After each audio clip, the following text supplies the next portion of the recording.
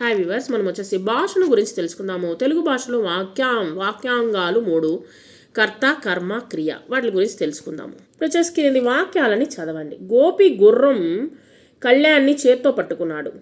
దివ్య రాజు కవి కథ చదువుతూ ఉన్నది. శేఖర్ మొక్కలు నాటాడు. రాజుగారు పండితులను సత్కరించాడు. ఇక్కడ వాటికి క్వశ్చన్లు అడగడం జరిగింది. గుర్రం కళ్యాణ్ని ఎవరు పట్టుకున్నారు? రాజు కవి కథను ఎవరు చదువుతున్నారు? మొక్కలు ఎవరు నాటారు? పండితులను ఎవరు సత్కరించారు? ఇవి వచ్చేసి ప్రశ్నార్థక క్వశ్చన్లు అనమాట. ప్రశ్న వేసాము, దానికి పైన వచ్చే సమాధానం ఉంది, దానికి తగినట్లుగా ప్రశ్నలు అనేటువంటిది వేసాము. పిల్లలు పై వాక్యాల్లో ఏ ప్రశ్నార్థక పదము ఉందో గమనించండి. ఆ ప్రశ్నలకు సమాధానాలు చెప్పండి. ఇలా ఎవరు అనేటువంటి పదానికి సమాధానం వచ్చే వాటిని కర్త అని అంటారు. ఎవరు చేశారు ఈ పనిని అనేటువంటిది మనం తెలుసుకోవాలి కదా. ఎవరు అనేటువంటిది తెలిపేదాన్నే ఏమంటారంటే కర్త అని అంటారు. మళ్ళీ ఉదాహరణ చూడండి. గోపి దేన్ని పట్టుకున్నాడు? సో గోపి దేన్ని పట్టుకున్నాడు. ఎవరు పట్టుకుంది? గోపి. కాబట్టి కర్త అనేది ఎవరు? గోపి. దివ్య దేన్ని చదువుతుంది? దివ్య అనేటువంటిది వచ్చేసి ఎవరు అనేటువంటిది కర్త, కాబట్టి దివ్య అనేటువంటిది కర్త. శేఖర్ వేటిని నాటాడు? శేఖర్ అనేటువంటిది కర్త. రాజుగారు ఎవరిని సత్కరించారు? రాజుగారు. సరే, ఈ ప్రశ్నలకు వచ్చేటువంటి సమాధానాలు ఏవో చెప్పండి.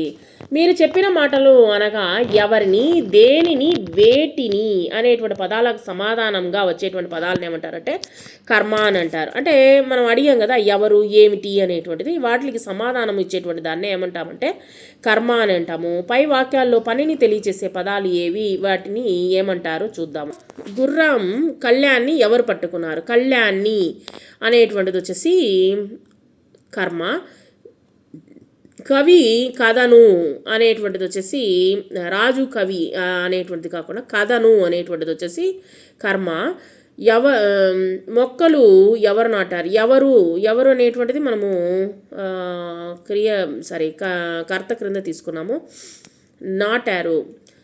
తర్వాత వచ్చేసి పండితులను ఎవరు సత్కరించారు అనేటువంటిది వచ్చేసి కర్మ.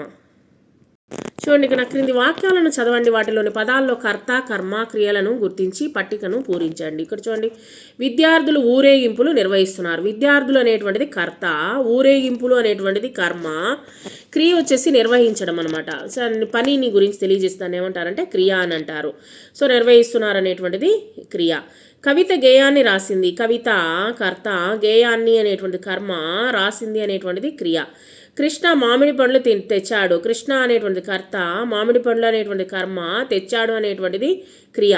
కావ్య శుభలేఖను చదివింది. కావ్య కర్త, శుభలేఖ అనేటువంటిది కర్మ, చదివింది అనేటువంటిది క్రియ. నానమ్మ కథలు చెప్పింది. నానమ్మ కర్త, కర్మ వచ్చేసి కథలు, చెప్పింది అనేటువంటిది క్రియ.